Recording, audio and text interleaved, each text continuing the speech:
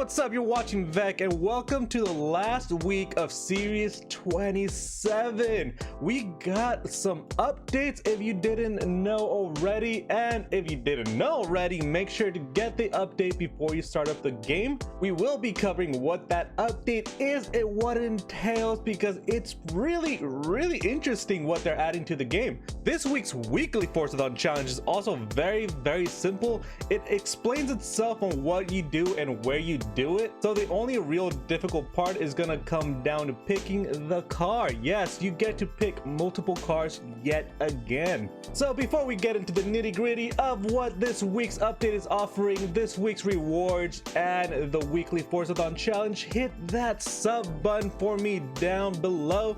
There's still quite a few of you that watch these guides that not subscribed, so don't forget to hit that sub button on the way out. Now let's get to this week's Forzathon. So I have covered these rewards before.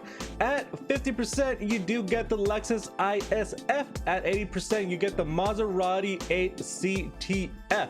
However, that is not the only Toyota that we get this week. For many of you, if you've been asking for it, you've been waiting around for it for almost 2 years now, and finally we get the Toyota GT86. We've had the AE86 for quite some time. It's still a very rare car, but this week you get the Toyota GT86, so don't forget to pick this one up. You are also able to pick up a Quartz Regalia if you don't have one of these already. I've had multiples of these and I've tried to sell them. They don't sell too well, at least on my end, so I'm definitely gonna be selling this one. So if you don't want to do the trial, keep a lookout for that one, because I will be selling this one. You can also get yourself an Aston Martin Vanquish 17 through the seasonal playground games. You can get a Jaguar D-Type from the street scene event Flying 50s, and if for some reason you don't have one already, you can get an Alfa Romeo 8C Forza edition from Alfa Romeo and Juliet. Now there are some goodies from the Forzathon shop this week, including a 1988 Mitsubishi Starion ESIR. So if you've been looking for one of these, here's your chance to pick one up for only 600 Forzathon points. If you are a collectionist or just a fan of Ken Block, you can get his race suit and his race helmet. And fourth on the list for this week is the 1980 Renault 5 Turbo Forza edition. Do not waste your points on this car, because you can get so many just from wheel spins.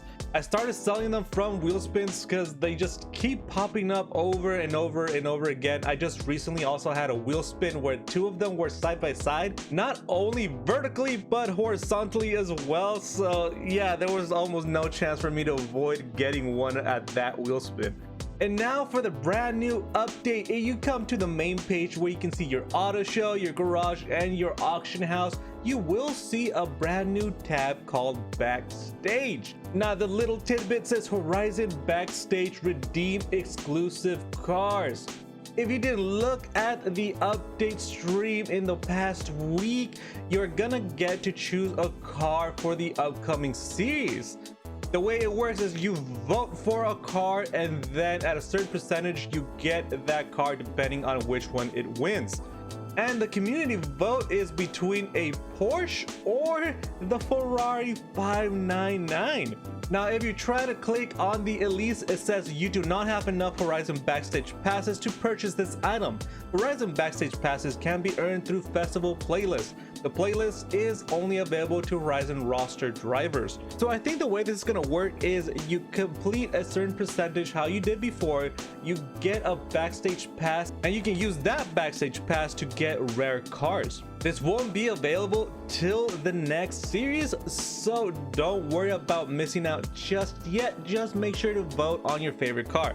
Now as far as voting, I have both of these cars already, so I don't know what to vote on. Now neither of these cars are hard to get. There's plenty of them on the auction house. The 599 is expensive, however, so for many of you it might be kind of a little bit out of reach if you're not too good with making money. So I think I'm gonna go for the Ferrari 599 as a vote. As you can see, my vote has been locked in. Let's move on to the weekly Forzathon challenge. So this week we have Everyday Hero. Chapter 1 is called The Whole Shebang, Own and Drive Any Retro Saloon. On Chapter 2 we have Baggage Handler, Pack Your Bags, We're Going on a Holiday, Drive Your Retro Saloon for a total of 20 miles.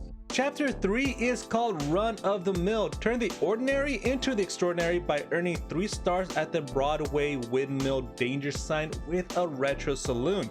This could be the difficult one since you have to earn 3 stars to complete this one, but we are gonna check out our options to pick the best one for the job. And finally, Chapter 4, we have Bodacious. Prove once and for all that your Retro Saloon is a cool car by winning a street scene event at Edinburgh Newtown. So as you can see, everything is chosen for you. There's no choosing what street scene events you can do to make this easy. You have to do the Edinburgh Newtown. You have to do the Broadway Windmill Danger Sign to earn those 3 stars, and the 20 miles where you drive is the part that is up to you, including which car to choose. So let's go check out those Retro Saloons. You can check out your collection of Retro Saloons by clicking your filter button. It's Y for me on PC since I'm using a controller.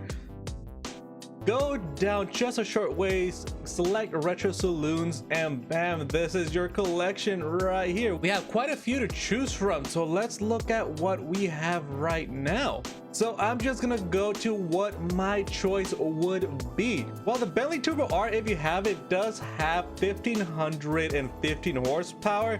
It's quite weighty, so this one might not be able to do the jump. If I had to choose, I would go with either of the M3s on this line right here. Another good option for this could be the Mercedes 190E if you have it. So I'm gonna pick my car. I'm gonna test out a couple of different ones for the jump and let you know which one worked out the best for me, so it makes it easier for you to choose.